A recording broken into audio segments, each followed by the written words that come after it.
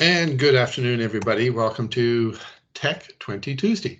So this is our first one, actually, in a couple of years. We haven't done this in a while, simply because of COVID and a bunch of other things that were taking place. But we are glad that you're able to join us today. I just want to make sure that my microphone is working. Looks like it is. So we are good to go.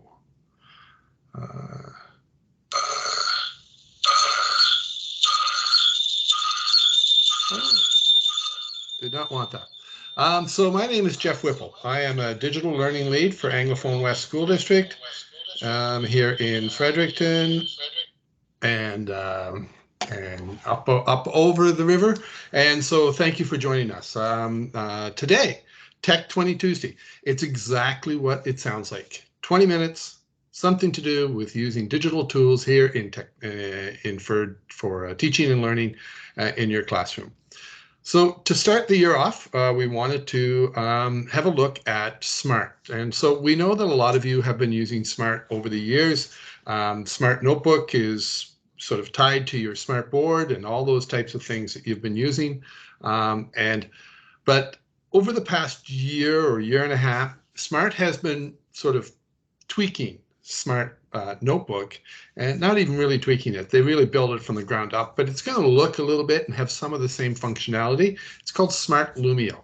It is web-based, and so it allows you a lot more flexibility. Rather than being tied to that smart board in your classroom, it allows you to really get out there and share it with your students, both in synchronous and asynchronous environments. So every teacher in New Brunswick automatically has a Smart Lumio license, a Smart Notebook license as well, but you have a Smart license for Lumio.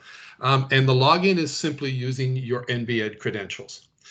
So right now I'm going to wander on over to Smart Lumio, and I'm going to come here, and it's simply smarttech.com/Lumio, and it's going to, well, SMART, and it's going to take you to this site. So there's a couple of ways that you can use this. You'll notice here that students can join a class here, or a teacher can sign in. So we're going to go here and we're going to hit teacher sign in. Now I've been in here before, so it's going to take me directly to my Lumio platform, my Lumio webpage. For you, you'll have to go through the process and actually attach your NBEd credentials to your Lumio account. So the first thing I want to do is take you really quickly into what a Smart Lumio lesson might look like. So I'm going to click on this one. It's going to, actually I'm going to start with, now I'll start with start. So I'm going to start this lesson. And it's just an activity sampler. I pulled out a bunch of pieces here and put them together into one piece, and I've been using it for doing some Smart. You'll notice over here along the side, we've got some indicators, some icons. This one, it tells me how many students are in the activity right now. This allows me to draw on the activity. I will show you that in a second. Erase, type. This allows us to add pages or go to pages, and this is our navigation bar. Now I'm in here as a teacher, so it allows me pretty much free reign to go through the lesson as I can see it. And when I click on the students, you'll notice here that it allows me to do a couple of things. I can set it for teacher pacing, or I can set it for student pacing. So if you're in a classroom and you want all your students to be on the same page, then you're going to go to teacher. If you're in your in an asynchronous environment and you want students to be able to come in at any point in time and work on this without you being present, so just work their way through a series of lessons, then you would set your pacing to student. Either way it will work. The teacher one will keep the students on the page that you direct them to. So let's have a look through here and wander through. This is a sample lesson. And what I am going to do actually is I'm going to come in here as a student and join this lesson. So for students, there's a couple of ways. If they come in and log in, through a link that you're going to give them, then they will be able to, it will track them and it will keep some security on the network. If you just want, and we'll talk about why you might want to do each one, HelloSmart.com will allow anybody to join in on the lesson. So I'm going to come in here and you notice that I have a class ID. So every class has a class ID and it's going to come in. So I've got two windows open here. I've got a student window open and a teacher window open. And so I've come in here now as me, and you can see that Jeffy, the student, is in Mr. Whipple's class. So as a student, this is what I get to see. Because I've got it on, and I believe I have it on teacher pacing, I am stuck on this sample page. And as the teacher moves the page forward, then as a student, I'm going to get to see the handouts and do the pieces. So this is a simple little handout. Now, the neat thing about this is that all of these are already created, or a lot of them. This one here, I actually created myself. It's just as simple as creating a notebook page. And so today is the days of the week. And so if I was doing this and students were doing this either in class or at home, then so today is Tuesday, yesterday was Monday, and tomorrow will be Wednesday. So this is obviously a lower level class or a lower grade class. And so here's some things that they can do. Now, the neat thing about it is that as a teacher, I can come here as student progress, and I can actually see what Jeffy, the student, has been able to do. So I can see that the work that I did here as a student is showing up to a teacher, and so I got some really cool assessment possibilities here to be able to see that Jeffy's grasping the days of the week. So I'm going to change this over to a student view. So our student pacing, and bring back my student page. So here's my student page. So now as a student, you notice that my page navigation is open. So I can go to any page that I want to. So I'm just going to go on to the next one. And this is kind of cool. So good morning, grade 1. Today is Friday. This is a morning message. And if you look up here, the students can actually have me play the message and hear my voice. So good morning, grade 1 and 2. Today is Friday. You've been learning at home. So you can see that you can send them these messages and attach an audio file to pretty much any page that you want to do. So let's move on to the next one. And it's a YouTube video, so they can play it. These guys are learning vowel sounds, so that's fine. We won't bother playing it, but it's got a YouTube video embedded. And then it takes us off to this little super sort. So this is just a sorting game for short and long vowels. So there's a cat. So I think that's a short. So I'm going to put it in here. And a lamb or a sheep. Ooh, sheep. I'm going to put it in short. I know it's a long one, but let's put it in short and see what it does. It spits it back out. And I can come back here. There's a bee. There's a dog. There's a fish and a lion. So I've done my short and long vowels. What's really cool here is that as a teacher, I can come down to that page and open the dashboard, and I can see the student progress that Jeffy, on his first try, was able to identify 5 out of 6 on the first attempt. So it gives you lots of opportunity through these little game-based activities for teachers to do some pretty simple assessment, pretty easy and quick. There's another handout. I want to come down a little bit. Oh, here's a fill in the blanks one. So I love cruising. It is warm in the Caribbean. And I can check the answers and it will tell me that I got 3 out of 3. If I go back as a teacher and look, it will be able to tell me that Jeffy got 3 out of 3 on the first try. Division for kids, here's another video. So now we've got some content pages. So there's a multiplication page, and here's a handout. The kids you can start this, so you could have some multiplication. So now, and this works really great on an iPad, especially with the little styluses. You don't need an Apple Pen. You can do this with just those little $2 rubber tipped styluses that you can get at Kmart, or Kmart doesn't even exist anymore, but you know what I mean. So now I can write on this. So 12, I'm just going to use a red pen, and I'm just using my mouse, so it's not quite so nice. So you can see here that I can do this math up, and I'm just going to go 211. I know it's not 211, but as a teacher now, I can come back in here and wander on down to that page. Let's go down. Where is it? I think that's it right there. And so now I can, oh, I'm in the wrong one. Let's go down. So here's the student progress, and I can see that young Jeffy, what he was doing with that. So you can see that your students work as they're actually doing it. So let's pull that back out, this one here. So there's my student view again, and there's nothing else. There's no other pages.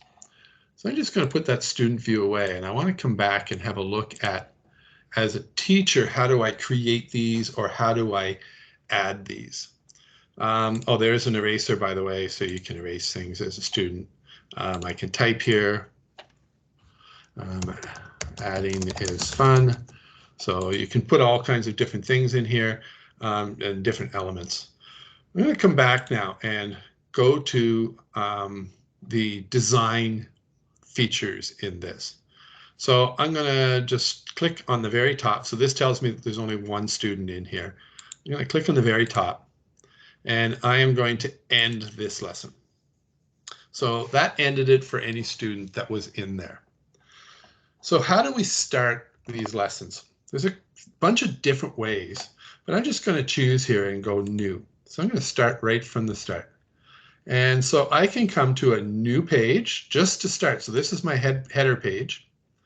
And I'm going to choose this nice comic monster template. And I'm going to choose this. And it could be, oh, come on. We'll say it's going to be Pythagorean theorem. Don't know why I would use monsters for Pythagorean theorem.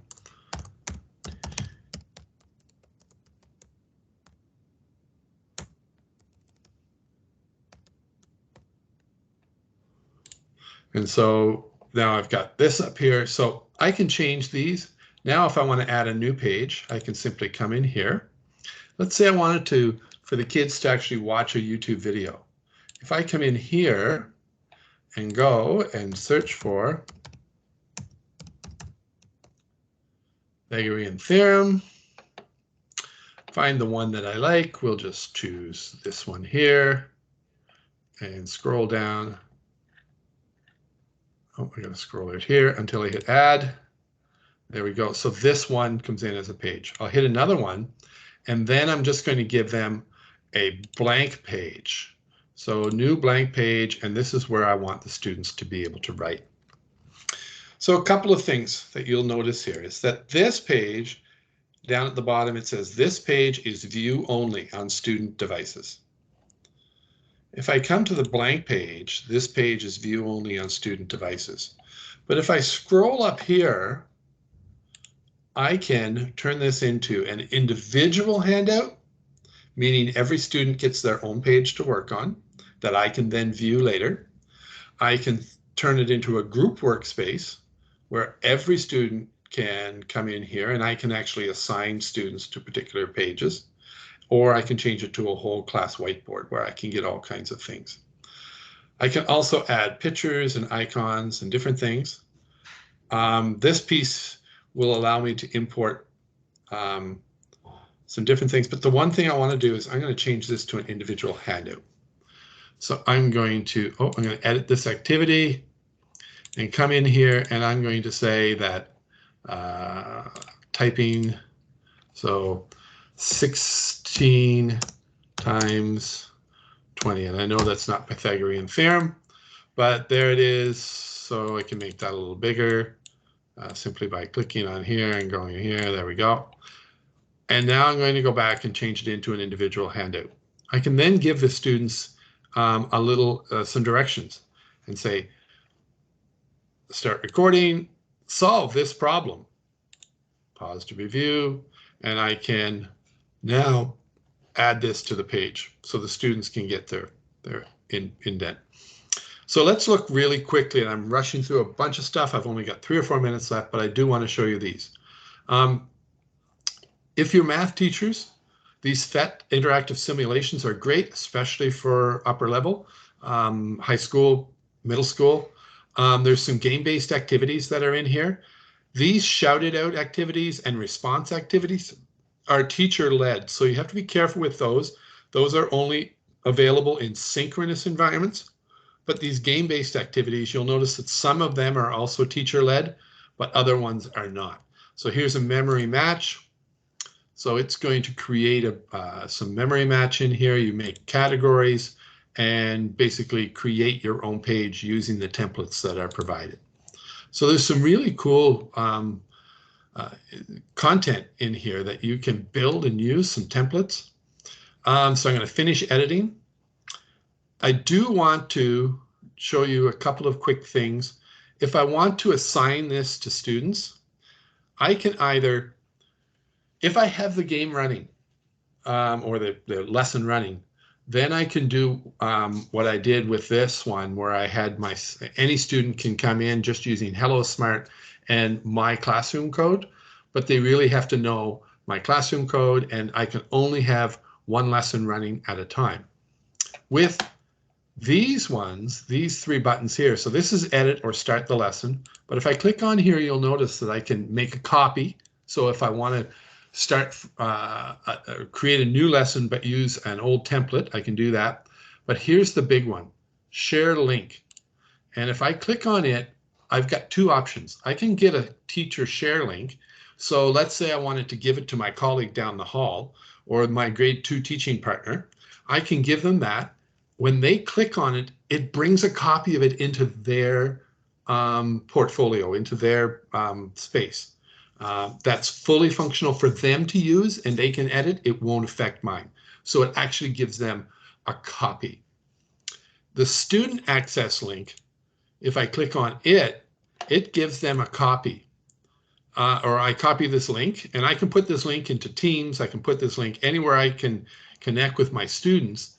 And you will notice that, and I'm just going to, where did that lesson go that I had? Oh, I opened it up. So I'm going to just open that up again. Here we go. So if I come in here and put that link in, it's going to take the students into a sign-in page. So they're going to sign in to this Pythagorean lesson using Microsoft or Google. Now we know our MBSS accounts are Microsoft. So they would come into here, sign in, and that way you have a little more control and you can actually see who it is, because it will assign their name to all of those background pieces that we were seeing earlier, where you were monitoring student progress. It actually tells you who they are.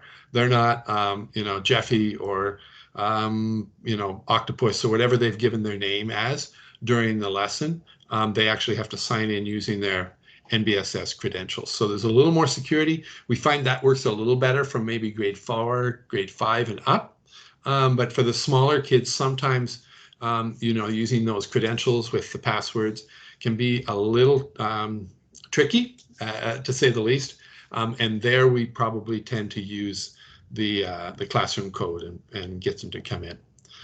So these can be used both synchronously if you're in your classroom, if you have a bunch of kids who all have their own device like you would in a high school setting, or you can use them asynchronously where you set them up and kids come in, sign in, and work their way through a series of lessons and activities that you've done. So that is Lumio in a nutshell. A couple of quick things I did want to talk about. So when you sign in, you'll be using your NB Ed credentials. if you're looking for support, let's go back here then. You'll notice here that there's a Lumio library. And so that gives you a whole bunch of lessons that you can come in. So you can come in here and search for grades and different types of resources. They're all in there. It's searchable. In here, underneath the little hat, there are Lumio how-tos. So there's a bunch of basically support how to do Lumio right from start to finish, all like a bunch of little video lessons. And so you can come in here as well and work your way through those. If you are looking for support, however, I would bring you to our team. So our digital learning team at NB at ASD-W. So there's 5 of us: Brenda Cameron, Carmen Desjardins, Yvette Seeley, Wendy Thomas, or myself. Feel free to reach out to any of us. If you know one of us, you know, just knock on our digital door, and we would be glad to sit down either virtually or face-to-face and sort of walk you through this and even help you directly into your classroom and support for those first few times if you want it. And finally, I do want to sort of bring your attention to this. So this is our SharePoint site, and I'll put the link in the text chat here. So this is our SharePoint site. Oh, end of slideshow. That's not what I wanted. I wanted to come back here and click on this.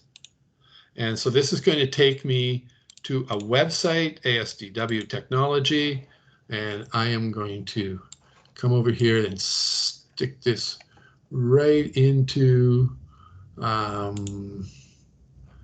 chat, show conversation. I wasn't monitoring that. Hopefully nobody's asked any questions, but you can see here what we've got. Yes, so I see a few questions there. So there's the link that I just I'm showing you now.